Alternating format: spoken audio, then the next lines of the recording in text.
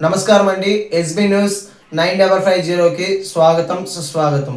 ఏ రోజు వార్త ఆ రోజు మనకు అప్డేట్ కావాలంటే ఎస్బీ న్యూస్ 9550 ఛానల్ను మీరు సబ్స్క్రైబ్ చేసుకుంటే ప్రతిరోజు వార్త మీకు అప్డేట్గా ఉంటుంది.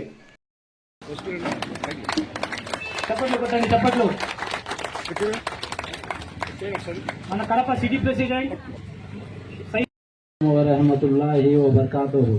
ఈడికి వచ్చిన ప్రతి సహోదరులకు, సహోదరిమణులకు, అక్క చెల్లెలకు, అన్నదమ్ముళ్లకు, పెద్దలకు నా హృదయపూర్వక నమస్కారము. ఇక్కడికి వచ్చిన మీడియా సహోదరులకు, పోలీస్ సార్ అందరికీ పేరు పేరున నా మనస్ఫూర్తిగా ధన్యవాదాలు, నమస్కారం. నేను ఈ సభలో ఫస్ట్ సారి మాట్లాడుతున్నాను. నాకు ఎక్స్పీరియన్స్ లేదు, మొదటిసారి నిలబడినాను. ఏదో చెయ్యాలి, ఏదో పేరు సంపాదించాలి అని ఆ కాన్సెప్ట్తో నేను ముందుకు వచ్చినాను. మిగతా ఏ పార్టీలో పోవాలన్నా కూడా డబ్బు ఉంటేనే రాజకీయంలో అనుమతిస్తారు. పార్టీని మనం విడిచిపెట్టుకొని ఏదో పార్టీలను మనం అందరము సహకరించి మన జీవితాలు వాళ్లకు 1000 రూపాయలకు అమ్ముకుంటున్నాము. ఒక రోజుకు 18 పైసలకు మనం అమ్ముడుపోతున్నాము. చెప్పాలి అంటే ప్రజల బుద్ధి చెప్పాలి. పేదవాడు ఎప్పుడు పేదవాడిగా ఉండిపోతున్నాడు. డబ్బు ఉండేవాడు కార్పొరేట్ సంస్థ, కార్పొరేట్ పొలిటీషియన్స్ నడిపిస్తున్నారు. 10 రూపాయలు మన నోటు పైన కొట్టి 100 రూపాయలు గుంజుకుంటున్నారు. మనకు అర్థం కాకుండా వాళ్ళను మనము ఎలా పడితే అలా వాళ్ళు ఏది చెప్తే అది గొర్రెల మాదిరిగా నమ్మేసి వాళ్ళకి సహకరించి వాళ్ళు చెప్పినట్టు ఓట్లు గుద్దేస్తున్నారు.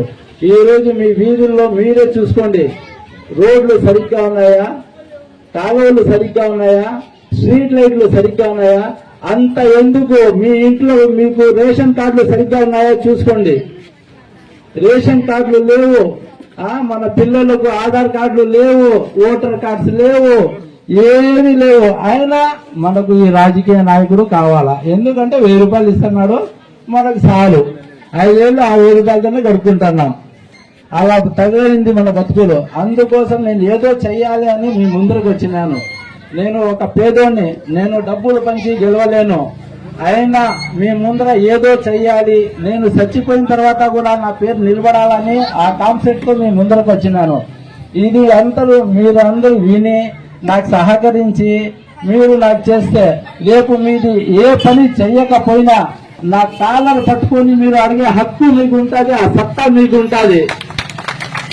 చేయాలంటే కాంగ్రెస్ పార్టీ మీతో ఎప్పుడు తోడుగా ఉంటుంది. ఇప్పుడు కాంగ్రెస్ పార్టీలో ఎన్నో పోస్టులు ఉన్నాయి. మీ పిల్లలు చదువుకొని ఉంటే, వాళ్ళు అంత మంచి కాన్సెప్ట్ గా ఉంటే, వాళ్ళ మైండ్ సెట్ బాగుంటే మీరు చేర్పించండి. కాంగ్రెస్ పార్టీ వాళ్లకు ప్రతి సహాయపడుతుంది. వాళ్ళు కూడా రేపు మంచి భవిష్యత్తు నాకు తెలుగులో సరిగ్గా రాదండి, నేనేమైనా తప్పుగా చెప్పి ఉంటే క్షమించండి. వాళ్ళు డబ్బులు ఇచ్చి ఓట్లు వేసుకుని ఒక 1000 రూపాయలు మీకు ఇస్తారు. 5 సంవత్సరాలు మీకు పనికి రాకుండా పోతారు. మీ వీధులు బాగుండవు, వీధి లైట్లు ఉండవు, రోడ్లు ఉండవు, కాలువలు బాగుండవు. మీ పిల్లలకు కానీ అదేవిధంగా ఎటువంటి లబ్ధి రేషన్ కార్డు నుంచి అన్నిటికీ మీకు ఇబ్బంది చేస్తారు. అలా కాకుండా నేను మీ ముందుకు వస్తున్నాను, నాకు అవకాశం ఇవ్వండి. నేను ఎల్లవేళలా మీకు అందుబాటులో ఉండి మీ సేవ కోసం నేను అంకితం నా జీవితం చేస్తానని చెప్పుకోవడం చాలా గొప్ప విషయం. ఇటువంటి డివిజన్ ఇన్ఛార్జ్ మీకు దొరకడం చాలా గొప్ప విషయం అని ఈ సందర్భంగా నేను తెలుపుకుంటున్నాను. ఇకపోతే ఇది కాంగ్రెస్ పార్టీ. కాంగ్రెస్ పార్టీ ఎటువంటి పార్టీ అంటే చాలా చాలా అంటే చాలా ధైర్యం గల పార్టీ.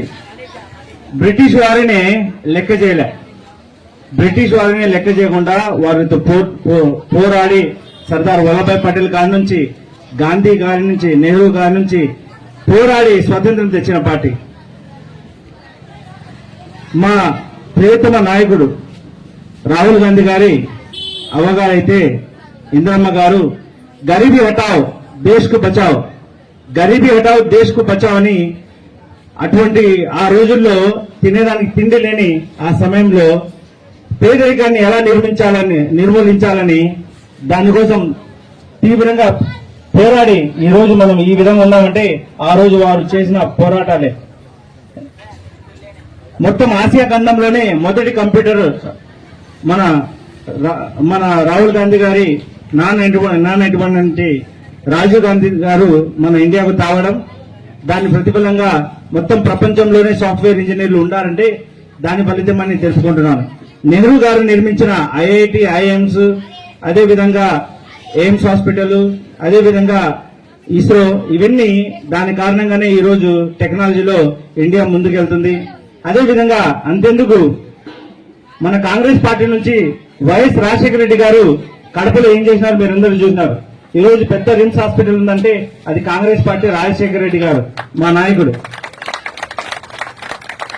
ఈ రోజు బుగ్గంగా ఫ్లైఓవర్స్ అంత బాగుండా వరదలు వచ్చినా ఏం కావంటే దాని పుణ్యము మా కాంగ్రెస్ పార్టీ, రాజశేఖర రెడ్డి నాయకుడు.